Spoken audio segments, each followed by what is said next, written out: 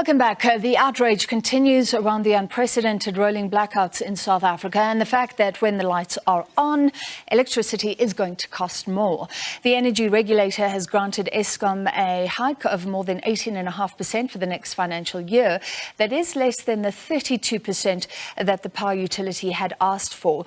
Well, the South African Federation of Trade Unions, SAFTU, says the price hike will devastate the budgets of poor and working people. We're joined by the Secretary General Zwelinzima Vavi. Mr. Vavi, thank you for being with us. So it's not 32%, but it's nearly 19%, which is significant. What will the impact be? Well, the impact is going to be that workers, in particular women, are going to find it almost impossible to live normal lives as if they were not already in a situation of impossibility as a result of the escalating cost of living from a few years ago. You remember that we were already paying 16% for electricity last year. It was actually a 700 rands or so more, 787 that we're paying for kilowatts hour. Is going to be like having to find a way of managing the fact that you can't afford electricity. You're going to have to go back to fetching wood, and we've seen more and more South Africans going back to fetching wood, and in order to address the crisis of not just the price, but the availability and reliability of our energy. The second thing, already we were in the streets last year, as you remember, complaining about the escalating of cost of living, and we were, amongst other issues, pointing out to the fact that we were paying 400 rands more for food, and that the food basket for a household of 4 was up to 4,853. Now, when you have to pay an 18.65% for electricity, it means that you're going to have to find a way of foregoing already South Africans, 14 million of them, forego either supper or dinner, but they miss a meal a day, not because they want to be slimmer, but because they simply cannot afford it. And thirdly, the issue that we're raising is that the Reserve Bank has mercilessly increased the interest rates by 3% last year. We're now paying 10.2% on interest rates. That means that those of us and you and everybody in the country that has a credit card, that has a bonded house, that have anything that you buy through the bank or through a particular company and retailers, you're going to be paying a 10.2. And already we know that the levels of dispossessions of homes, of cars, is breaking records in South Africa as we speak and today. Fourthly, we were picking up the issue last year that we were paying 25 rands. We're still in that range in terms of the fuel. And the unleaded fuel is still 40% more than the pre-COVID levels of March 2022. Just imagine, 40% more for fuel. You combine just those 4 issues, it means that the poor is continue going to be getting poorer. Workers are not going to afford to be able to go to work already. Workers who are being paid poverty wages are choosing to rather stay at home than to spend 36% of their income on the transport cost. In our country, unfortunately, this government has destroyed the railway system. We're now back to where 80% of workers rely on private transport to go to work, and instead of the reliable, safe, and public transport system that PRASA and the railway system used to provide to them. Yeah, Mr. Vavi, I hope we can get to talk about transport, but I understand exactly what you're saying, given unemployment levels as well, that it's just an impossible situation for poor people in South Africa.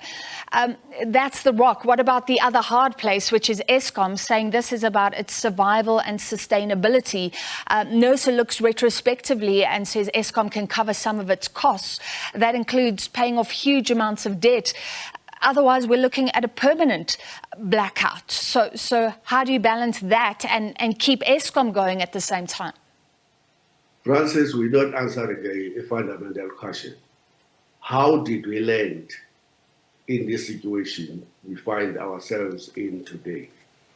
Eskom was a leading company in the whole world, providing the cheapest and most reliable electricity to firms. In fact, the apartheid regime, right from 1932, used Eskom as a big competitive advantage to attract investment.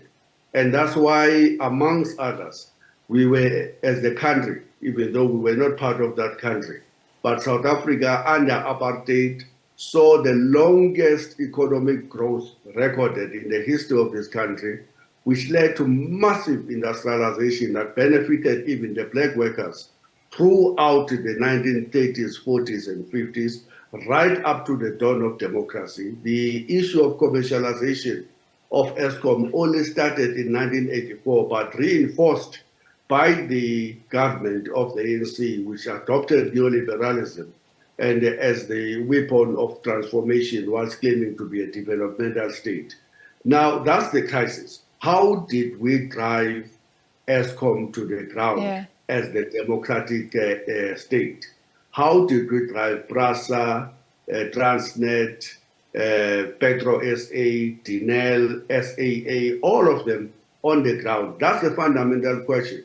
So we're hearing this noise, Francis, that Eskom must be supported. That's what we have been told for the past 15 years of load shedding, that we need to pay more than inflation-related increases because Eskom is in crisis. But we're not asking the question, why all of our state-owned enterprises in such a crisis in just 28 years, 29 years of the ANC rule? This is a scandal. Yeah. Scandal beyond the description of words. I think many South Africans would agree, Mr. Vavi, but what's the big idea? If you don't trust government, and government has shown that it can't run SOEs, but you don't want any form of privatization, you don't want private companies to be allowed to feed into the grid, which is essentially what is allowed to happen now, then what is the big idea to get us out of the mess?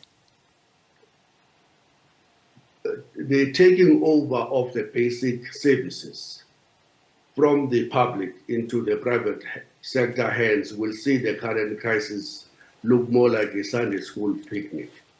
The prices will escalate beyond what we get. In fact, you know that the reason why Eskom was asking for 32% increase was because 9% of that was going to go and feed the elastic stomachs of the IPPs, the independent power producers, most of them coming from Europe.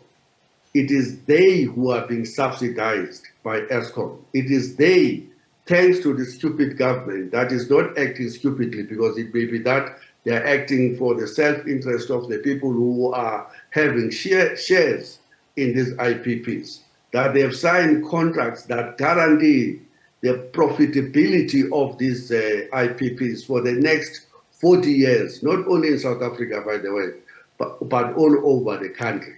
Privatization of the basic services such as electricity, public transport, education, public health, and public safety is a no-no to SAFTU and to many of the left-leaning organizations, because we know that after all, the drive by this government is to ensure that they collapse Eskom, they hollow it out, so that they can hand it over to their friends in the private sector. But Mr. Vavi, my question is, what do we do if you don't trust government and you don't trust private players? Then who can be trusted to fix the problem? Unfortunately, we don't love the ANC more than we love our country and we love the working people of this country. If the record of the ANC government is to collapse every state-owned enterprises, and this is where we stand, let that government be replaced by our people and let us occupy the streets and force them to resign. We can't just continue to count the mounting bodies of 50% of black people unemployed. As we speak, 51%. So we need a political alternative. African unemployed. We need absolutely, but above that, we need an honest government that is going to go back to the IMF and the World Bank and say, look, guys, you borrowed Eskom to build Medupi and Kusile, and that has now costed almost 400 billion rands in debt and liabilities to Eskom. We need to scrap that debt because you were funding corruption, and the ANC companies, of course, benefited from that corruption through a company called Hitachi. We need an honest government that will say we can't pay this debt, and it must be declared odious debt, and Eskom and the country must be saved from funding corruption of the companies that are linked to the ANC, which, by the way, are being fined heavily in the United States, where they are being caught, but where they committed these crimes in South Africa, they are walking scot-free in the streets, and the South Africans are now burdened to have to pay a 400 billion rands debt that they didn't need to have. All right. We appreciate your time. I wish we could carry on, but time against us. Thank you very much. That was SAFTU General Secretary Zwelinzima Vavi.